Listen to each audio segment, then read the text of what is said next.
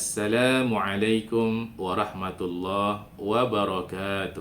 Alhamdulillah wassalatu wassalamu ala Rasulillah wa ala alihi wa sahbihi wa man wala wala haula wala quwwata illa billah. Saudara-saudara sekalian yang dirahmati oleh Allah Subhanahu wa taala. Para ahli sejarah mencatat bahwa tidak ada seorang pemimpin di atas muka bumi ini yang paling banyak melahirkan para pemimpin setelahnya selain dari baginda Rasulullah Sallallahu Alaihi Wasallam. Padahal saudara-saudara sekalian, kaum yang diutus kepada mereka itu baginda Rasulullah Sallallahu Alaihi Wasallam disifatkan oleh Allah adalah kaum yang al-ummiyin. Mereka tidak bisa membaca dan tidak bisa menulis. Memang ada yang bisa baca, tapi jumlah mereka sangat sedikit.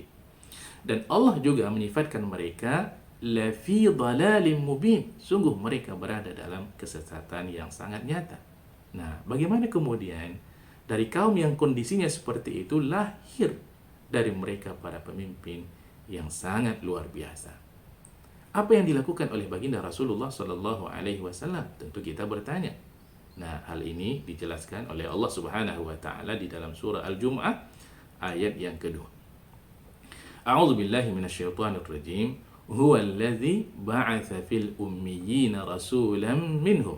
Dialah Allah yang telah mengutus kepada kaum yang al-ummiyi, mereka orang-orang Arab jahiliyah pada masa itu, rasulan minhum, seorang rasul dari kalangan mereka sendiri. Nah, mereka al-ummiyin tadi yang mereka berada dalam kesesatan yang nyata yang disifatkan oleh Allah Subhanahu wa taala itu diterbiyah oleh baginda Rasulullah Sallallahu Alaihi Wasallam, dididik dan diarahkan.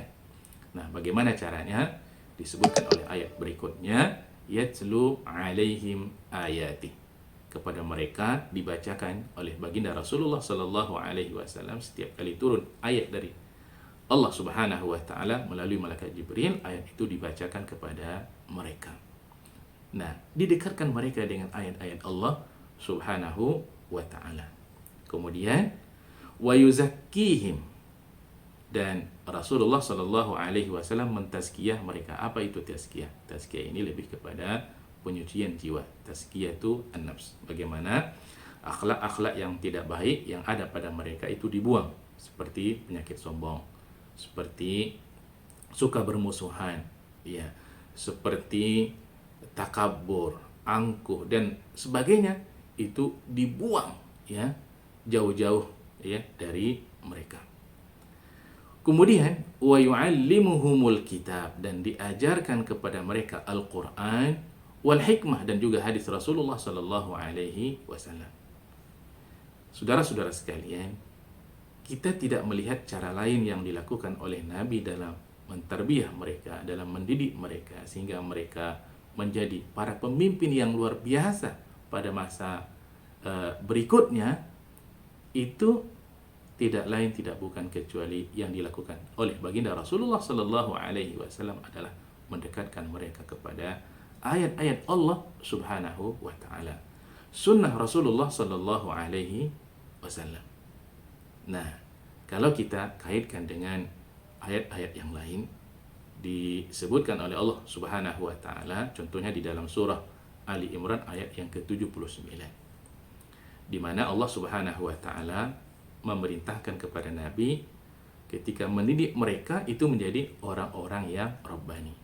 A'udzubillahi minasyaitonirrajim. Kunu rabbaniyina bima kuntum tu'allimuna alkitab wa bima kuntum tadrusun. Jadilah kamu orang-orang yang rabbani karena kalian mengajarkan Al-Qur'an dan terus mempelajari Al-Qur'an. Luar biasa, lagi-lagi dikaitkan dengan Al-Qur'an.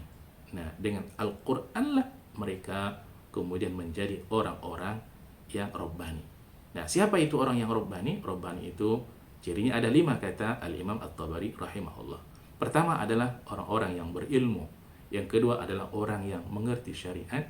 Dan yang ketiga adalah orang yang melek politik.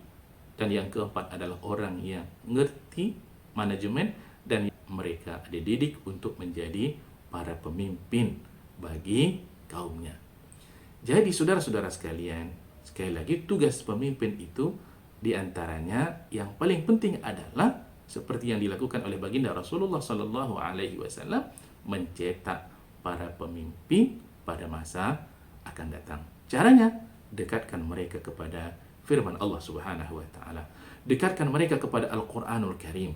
Dekatkan mereka kepada sunnah Rasulullah sallallahu alaihi wasallam. Oleh karena itu, ya, sangat tepat sekali kalau kita kemudian menginginkan kalau rumah-rumah tahfiz Al-Qur'anul Karim ini subur, ya, tumbuh dengan subur di tengah-tengah masyarakat kita. Rumah-rumah Al-Qur'an subur di tengah-tengah masyarakat kita.